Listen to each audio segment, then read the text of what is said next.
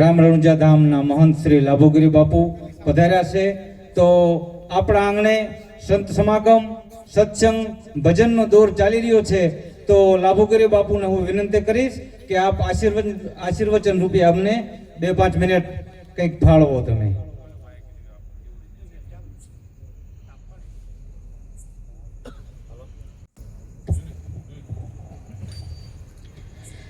बोलिए रामदेव पीर महाराज की, सनातन धर्म की, अपने अपने श्री गुरु महाराज की.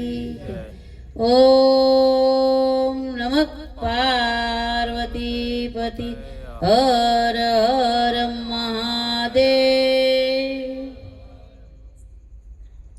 आज આપણે ઢોળિયા ગામની અંદર જેને કહેવાય ગદગંગા.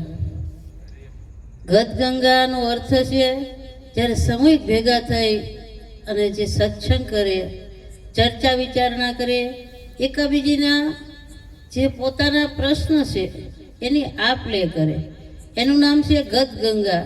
અને જ્યારે ગદગંગા ભેગી થઈ હોય ને ત્યારે એને કંઈ કહેવાની જરૂરિયાત નથી, કારણ કે તો સેમ જ પોતે મહાન જ્ઞાની છે. અને સેમ જ કહેવત છે આત્મા સ્વ પરમાત્મા.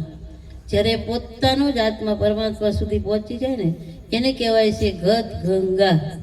તો બધા જે ભેગા થયા અને અમારે રમેશભાઈને ઘરે આજે ગદગંગાને હું ખૂબ ખૂબ ધન્યવાદ આપું છું, અને રમેશભાઈના પરિવારને પણ ખૂબ ખૂબ ધન્યવાદ આપું છું કે આવો સંત મેળાવડાનો લાભ લઈ અને તમે જે ધન્યતા અનુભવી ને એ ખૂબ ખૂબ ધન્યવાદરૂપ છે.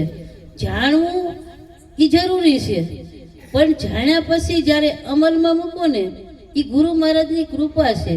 અને ગુરુ કૃપા હોય ને તો જ તમારા માટે બધું શક્ય છે.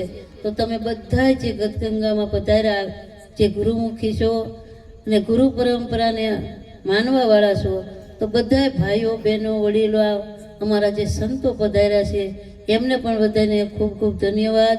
ગુરુ મહારાજ બધાની ઉપર કૃપા દ્રષ્ટિ રાખે અને આવા નવા સત્સંગનો લાભ આપી અને આપણા સનાતન ધર્મને જાગૃત રાખે એવી બધાને ગુરુ મહારાજના ચરણોમાં પ્રાર્થના. અને હું મારી વાણીને વિરામ આપું છું. બોલ્ય સદગુરુદેવ કી, સનાતન ધર્મ કી, अपने अपने श्री गुरु महाराज की. ओम नमः पार्वती पति हर हर महादेव.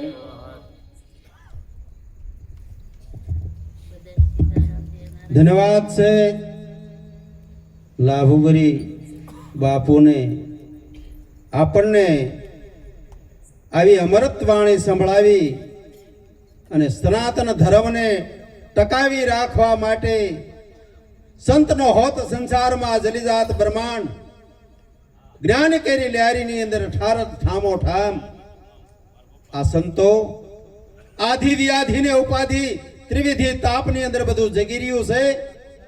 આ સંતોની અમૃત જેવી વાણી વરસાવીને ઠારી રહી છે.